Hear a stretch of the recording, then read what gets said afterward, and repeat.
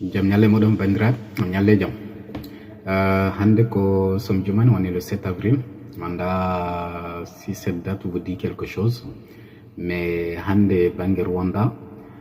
c'est la journée de commémoration génocide des Tutsis banno Tono dans les années 94 yo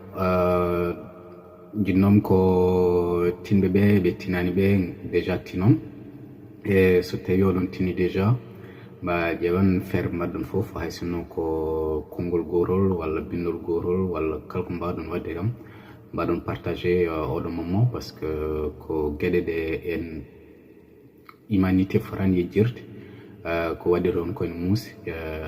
ko usare neɗɗagu ha to ɓuuri lesɗude waɗi toon. Et heureusement que les Tutsis ont pu reprendre la main dessus, mais son adum hande, on sait tous que il y aura plus aucun Tutsi en ce monde-là. Les Hutus avaient gagné cette guerre-là. Donc, et dum aussi, yo hokku en aussi enen fulɓe kala to gonɗen e to mbawɗen wonde windere ganden aussi voilà holko keddoriɗen wadde hande waɗi Tutsiji e oɗo ñalawma gonɗen jogade dole ɗe jogui ɗe ko hunde wotere tan ko ƴettudeɓe ferillaji haɓe naade leydi mabɓe haɓe kefti koɓe poti heftude ko e ko mbatten en haqqillaji men no fewi e so yi hande gila ɓe kefti leydi mabɓe e juuɗe mabɓe no leydi ndi waɗi yarude yeeso no réconciliation nationale o yaari ni etc. Yaw ko kamɓe tan mbawno wadde ɗum et c'est une immense source d'inspiration pour enen fulɓe kalɗo mbawɗen wonde ko Tutsiɗi mbaɗi nder Rwanda ko. Donc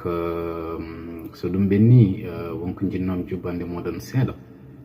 woni par rapport e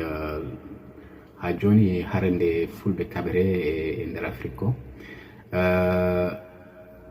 j'entends des choses vraiment qui m'embêtent énormément, mais ce qui m'embête le plus c'est que wasde wone meɗen famde holko yahre ko quoi. Oɗon gandi la fable le loup et l'agneau wona majjere moɗon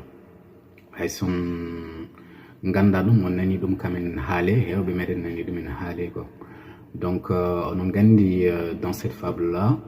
le loup cherche tous les prétextes possibles dans ce monde là pour manger